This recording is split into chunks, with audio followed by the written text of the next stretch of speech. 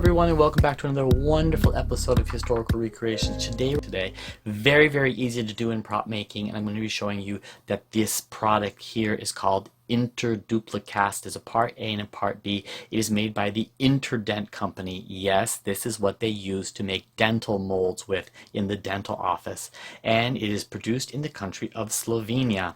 Very easy to use. You will also need some gloves today working, just in case you are allergic to latex, because some people are. I'm also using some air-dried clay to fill in holes that may exist in our product that we want to mold. Today these are little tiny skulls for a project that I'm working on. A chopstick, a hot glue gun, a little container to mold in, and a bag of plaster of Paris. Everything else is in the tutorial.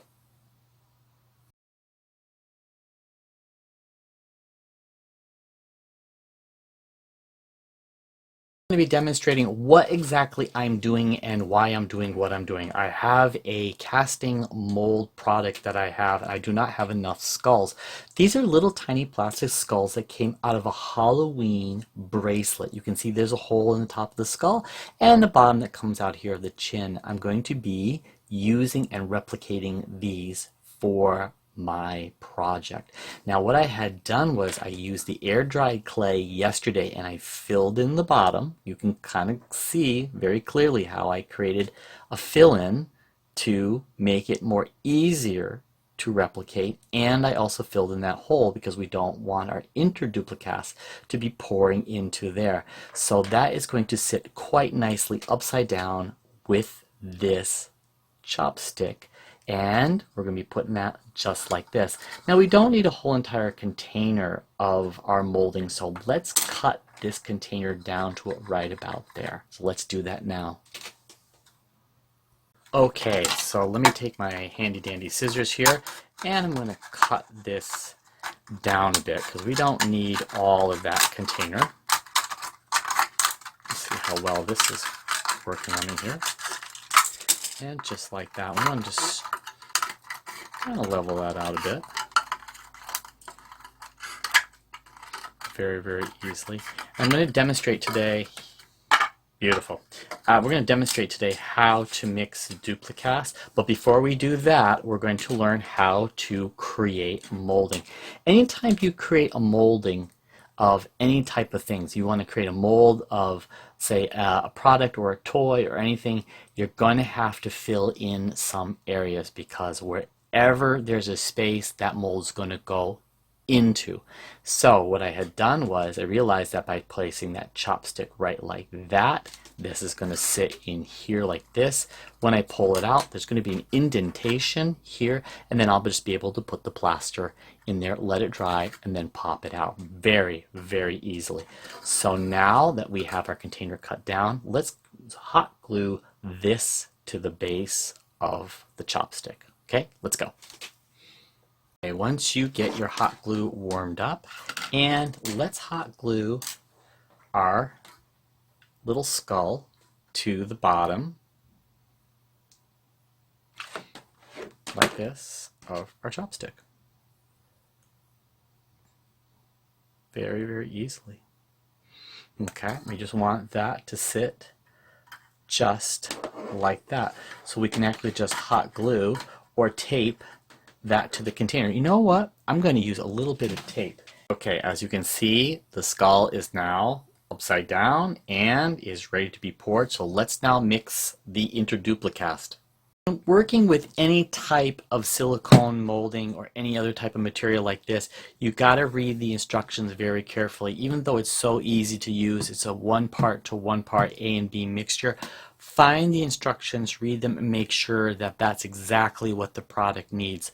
Also, I'm going to be putting on a pair of gloves while working with this product, because some people may be allergic to either silicone or any latex materials. And I'm going to show you how to mix them.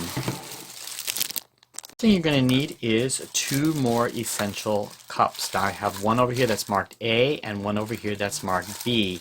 Inside of this cup, there is a mark at the inner part of the cup and on the same size. That's the exact measurements that we will create to make a 1-to-1 ratio. So let's now pour A into A and B into B and use our mixing cup.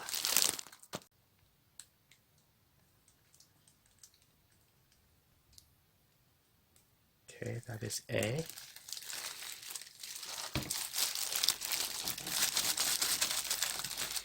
That is A. Okay. Now, once you got that mixture all set, let's now put it in our mold. Okay, here we go. Okay.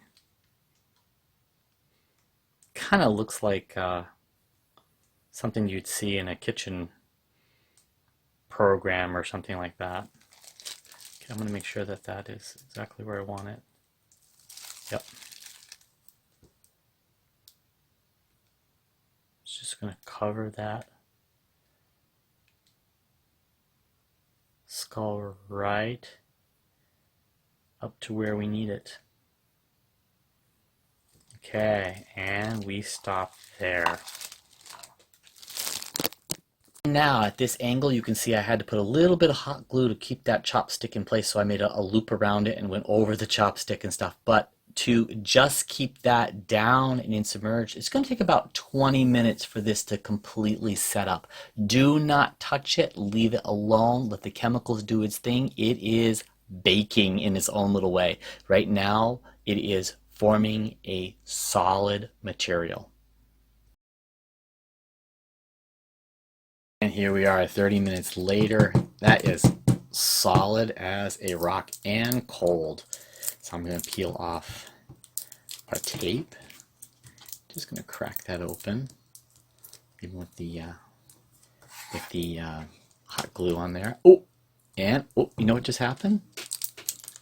It just popped out. Did you see what happened? The hot glue thing just came out, but that's okay, because look what we're going to do. We're going to take that right out. Hold on. Let's get something to dig that out with. What do I have over here? Like this. Just going to pop that right. Look at that. Boom. Pop right out. There is a skull inside of there. Now what we can do is, because that's clean, yeah, it's nice and clean, we're going to put our plaster inside there. Let's do that now. With the mold, we're going to take that out of there, because the reason is we're going to want to pop that out. And I'm using my handy dandy pair of scissors here and just very gently ripping that plastic open. What we're doing here now is creating the expandability of our mold. You can see it's soft and a little bit here mushy. So once we mix up our plaster of Paris, we're going to put it in there, fill it up to the top. When that hardens, we can just very easily pop that out of there. Now, I wasted a lot of, our mixture to do this. And usually I'd have maybe 3 or 4 of these in a row, but this is just for the demonstration purposes of this activity, which is really quite nice because I'm very happy today how this turned out. Okay, let's mix up our plaster of Paris.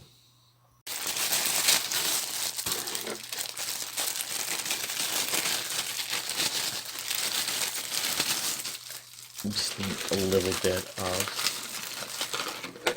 plaster of Paris here. Just about a scoop. You don't need that much, really. Okay. And we want to mix in the water. We want to mix in the water appropriately so it is not too dry and not too soupy. So I'm going to use a little bit at first and just mix it in. This takes a little bit of practice because you can either make it too thick or you can make it just wrong, basically too soupy, and then you have to wait until the heat mixture settles correctly. So just mixing this in. Now, if you're a nurse or you've done casts before on people, you know exactly the consistency that this should be. Look at that. Really, really nice. Okay. Yeah, there it is. Really, really nice. Okay. Now, let's pour in the mix. Okay, I'm just gonna put a sheet of paper down here just in case it spills over. Very easily just pour that in there. Woof. And we're going to tap that down. Tapping down brings air bubbles to the surface. And it also increases the chances of the mold coming out correctly.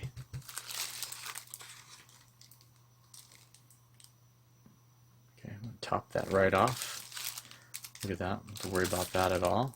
Okay, and that's going to heat up, and let's let that dry. Also, a very important thing is, this is plaster of Paris. Do not pour this down your sink. You'll be changing your pipes in your sink because this stuff will become solidified. No one ever tells you that, so very, very important. What do you do with this stuff? Put it in a bag, throw it in the garbage. The way of mixing up plaster of Paris, if you're doing a very large project, is to purchase one of these. This is a mixing bowl. You can see it is very, very soft and sits upright, and you can actually bend it and you can pour the plaster of Paris in there. You can actually find this when making plaster of Paris supplies or even dental supply stores. And I'm using this beautiful KPS spatula, and you can scrape up exactly how much you need and then apply it in there. Just tools of the trade. Okay, so here is the little skull that I started working off with, and guess what? Our plaster of Paris is solid. So let's see if we can pop out a little skull here. Very carefully just pop that right out. Takes a little bit of work here, but oh man, it's a perfect replication of what we had created. Boom! Look at that! Absolutely perfect replication of what we had started. Let's take a look at our original and the copy made from plaster of Paris. Look at that. Just imagine what you could do with that. I hope you enjoyed this tutorial. Gothically yours, Professor M.